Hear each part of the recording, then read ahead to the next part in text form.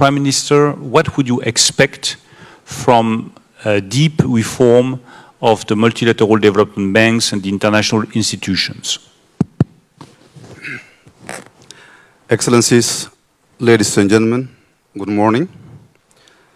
Let me briefly share my thoughts on this critical agenda.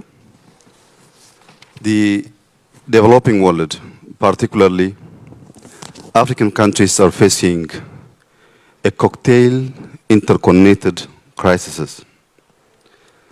Financial crisis, climate crisis, a debt crisis, also a cost living crisis, in most places, instability. You might ask, what makes it special in Africa? What makes it unique in Africa is the magnitude of the crisis, as well as the interconnectivity of the crisis. As an instance, inflation, almost in all commodities, has risen sharply in many countries. Today, daily meal for many Africans are biggest issue. Private and public debt has reached new heights. Today, in most low-income countries, the headaches of government is not to think about development, but to think about how we can manage debt. All our effort is to manage debt instead of focusing on development. As if dealing with all these crises were not difficult enough, we also faced devastating climate effect. These all challenges are looking for huge amount of resources. Despite an elevated financial need, African countries are facing an unprecedented funding squeeze, which has aggravated the existing vulnerabilities.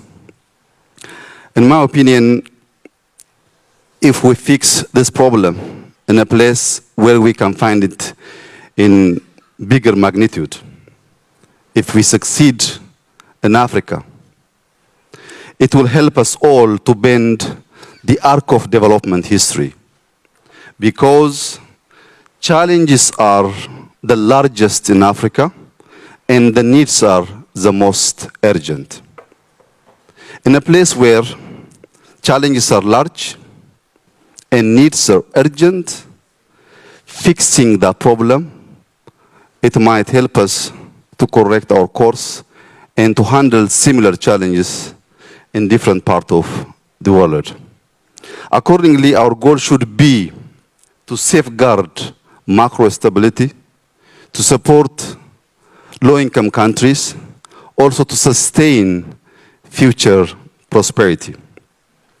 So as to address this challenge, we need a robust and predictable financial safety net. Without resource, there is no way that we can address this challenge. If we use as entry point financial resources, MDBs must be at the center of this game. They are the main player of this game. So if they are going to play great role on addressing this challenge, I think we should make reform on these financial institutions, at least in the following areas. Firstly, implement past plays. We have to walk the talk. There are lots of plays here and there, but delivery is not as the promises. So we should keep past plays in climate financing, SDR, also on injecting additional capitals for financial agencies so as to provide enough amount of resources for low-income countries. Secondly, boost concessional financing and grant. Without getting enough amount of concessional financing and grant, today's interconnected challenges is not addressed in a way that we're doing business today. It requires huge concessional financing, also grant. That is the only way that we minimize additional crises, also focus on our objectives of development.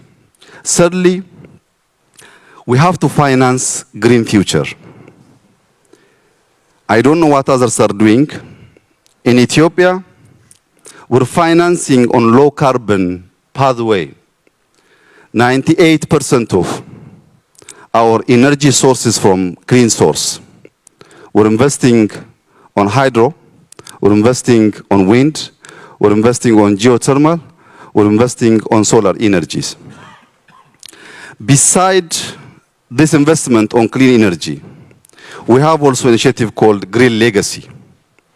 We have started this initiative before few years, 2019.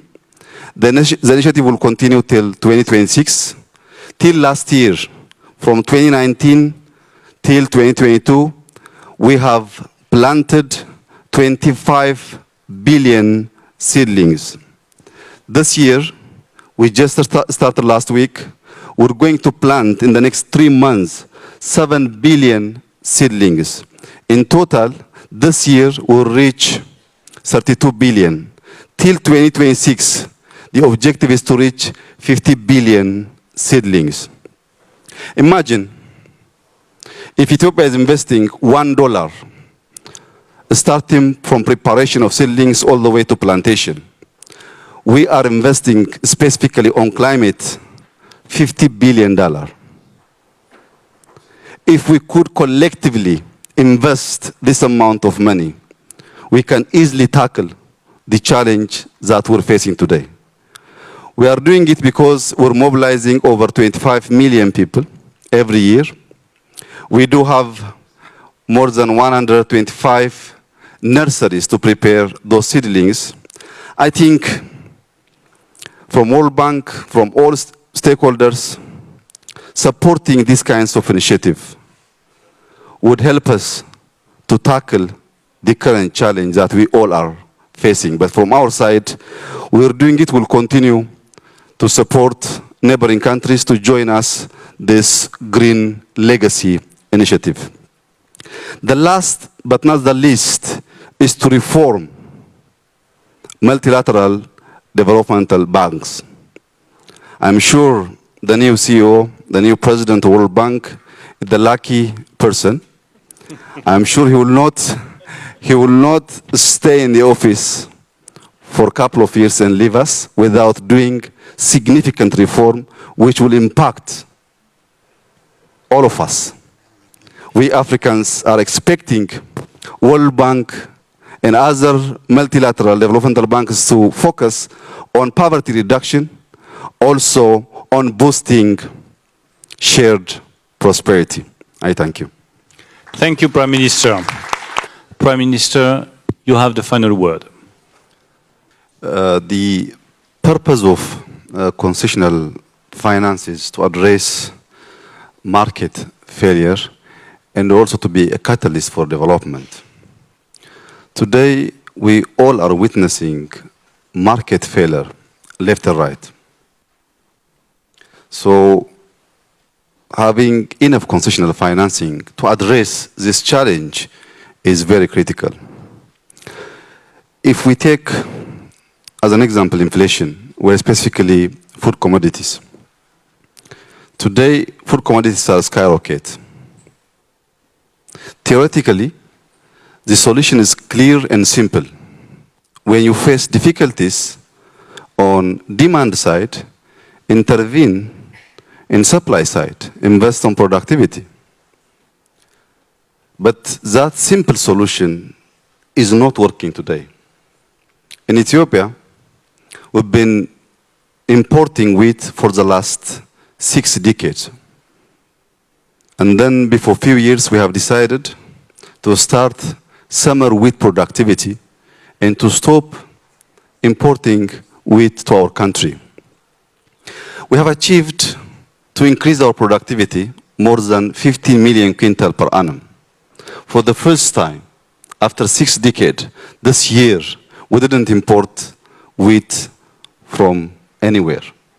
But we couldn't fix the failed market because the production cost is again high.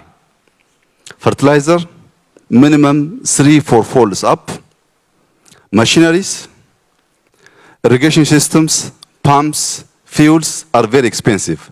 Having all expensive inputs, you can produce, but you cannot fix the market. For these kinds of interconnected challenge, we really need to have concessional financing, also grants. Beside these challenges, there are other crises which is aggravating this problem. War, local within, also other countries. Displacement, local from neighboring countries. Climate change.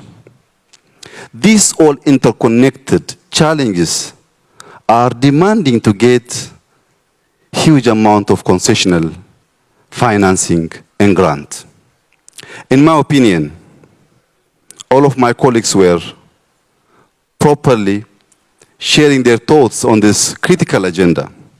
The problem is there, but if we act in unity, the solution is also there. There is also opportunities.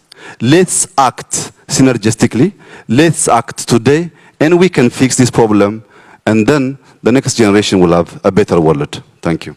Thank you so much, Prime Minister. Thank you to all of you for participating to this panel, and I wish you a good day today in Paris. Thank you to all of you.